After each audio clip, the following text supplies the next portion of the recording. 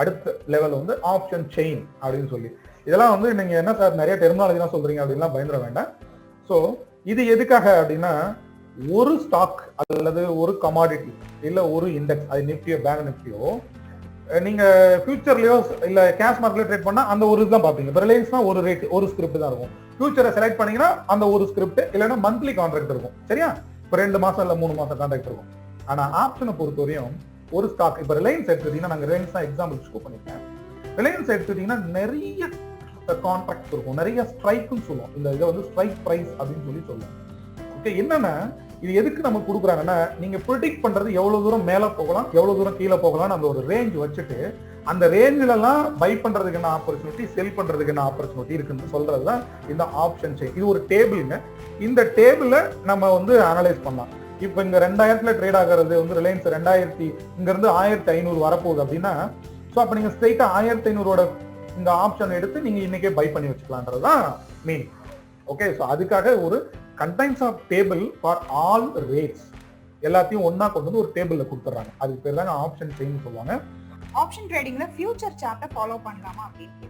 கண்டிப்பா, இது நல்ல கொஸ்டின்.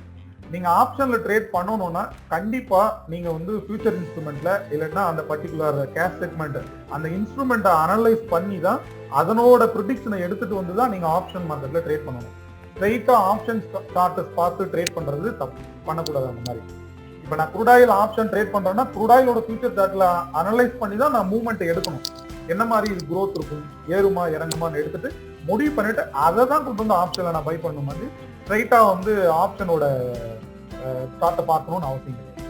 ஓகே, ஸோ அண்டர்லைங் அசெட்னு சொல்லுவாங்க. இப்போ நீங்க ஸ்டாக் மார்க்கெட்ல கொடுத்தீங்கன்னா ஃபியூச்சரோட கான்ட்ராக்ட் எடுத்து பண்ண மாட்டாங்க. பர்டிகுலர் ஸ்டாக், இப்போ ரிலையன்ஸ்னா ரிலையன்ஸோட ஸ்டாக் கேஷ் மார்க்கெட்ல இருக்கிற அந்த அசெட்டோட வேல்யூ தான் ஆப்ஷன்ல ரிஃப்ளெக்ட் ஆகும்.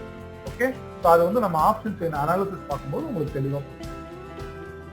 ஆப்ஷன் பை பண்றதுல ஃபர்ஸ்டே சொல்லிட்டோம், கால் ஆப்ஷன் பை பண்ணாலும் சரி புட் ஆப்ஷன் பை பண்ணாலும் சரி ரிஸ்க் வந்து பிளான்டு, லிமிட்டட் ரிஸ்க், இவ்வளவுதான் மேக்ஸிமம் ரிஸ்க்னு இருக்கு.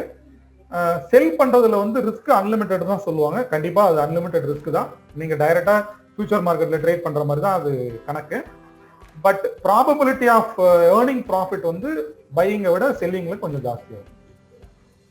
ஏன்னா ஆப்ஷன் ஃபேக்டர்ஸ்னு சொல்லுவாங்க, அஃபெக்ஷன் ஆஃப் வேல்யூஸ் அப்படின்னு சொல்லுவாங்க. அது வந்து பையிங்ல அந்த டைம் டிகே வந்து கொஞ்சம் அஃபெக்ட் ஆகும்போது பையிங்ல வந்து நம்ம நினைக்கிறது வந்து குறிப்பிட்ட டைம்குள்ள நடக்கல அப்படின்னா அந்த பிரீமியம் வந்து கொஞ்சம் கொஞ்சமா ரெடியூஸ் ஆகிட்டு இருக்கும் due to time decay factor. So அதுதான் நம்ம அந்த ஸ்ட்ராட்டஜில பார்க்க போறோம், அதை எப்படி ஓவர் கம் பண்றது. Then change in margin will affect option trading. இந்த மார்ஜின் ரூல் வந்து ஆப்ஷன் ட்ரேடிங்னா அஃபெக்ட் பண்ணும்? கண்டிப்பா அஃபெக்ட் பண்ணாது. ஏன்னா வந்து ஆப்ஷன் ரைட்டிங்க்கு வேணா நீங்க ஃபுல் மார்ஜின் வச்சுக்கணும்னு நினைக்கலாம். மோஸ்ட் ஆஃப் ஆப்ஷன் ரைட்டர்ஸ் வந்து கேரி ஃபார்வர்ட் பண்ணி தான் பண்ணுவாங்க. ஸோ அதனால வந்து அவங்களுக்கு வந்து அந்த மார்ஜின் ரூல் வந்து பெருசாக தெரியாது. ஏன்னா அவங்க ஆல்ரெடி ஃபுல் மார்ஜின் வச்சு ட்ரேட் பண்ணி பழக்கப்பட்டிருப்பாங்க. ஆப்ஷன் பையருக்கு எந்த சேஞ்சஸும் இதில் வராது. ஓகே, ஸோ ஏன்னா அதில் எந்த மாற்றமும் இல்லை. ரெண்டாவது வந்து நீங்க ஆப்ஷன்ல ட்ரேட் பண்றது மூலயமா ஹெட்ஜிங் பெனிஃபிட் வந்து என்ஜாய் பண்ணலாம். இப்போ நீங்க நிப்டி ஃபியூச்சரை பை பண்ணிட்டு கூடவே வந்து ஒரு புட் ஆப்ஷன் பை பண்றது மூலயமா உங்களோட டோட்டல் மார்ஜினே வந்து ஆல்மோஸ்ட் 40 to 50% ரெடியூஸ் ஆயிடும். இது எக்ஸ்சேஞ்ச் இந்த ஆப்ஷன் மார்ஜின் பெனிஃபிட்டை நம்ம கொடுக்குறாங்க. ஸோ அதெல்லாம் வந்து நம்ம வரும் கிளாஸஸ்ல வந்து தெளிவாக எக்ஸ்பிளைன் பண்ணுவோம். எங்கெங்கிறதுலாம் நீங்க உங்களோட மார்ஜின் பெனிஃபிட் எடுக்க முடியும், எந்தெந்த ஸ்ட்ராட்டஜிஸை ஃபாலோ பண்ணும்போது you are getting your margin benefit அப்படின்னு பார்க்கலாம். ஸோ அதனால வந்து நியூ மார்ஜின் ரூல் வந்து எந்த விதத்திலையும் ஆப்ஷன் மார்க்கெட்டை அஃபெக்டும் பண்ணாது, அதுக்கு இதுக்கும் எந்த ரிஃப்ளெக்டும்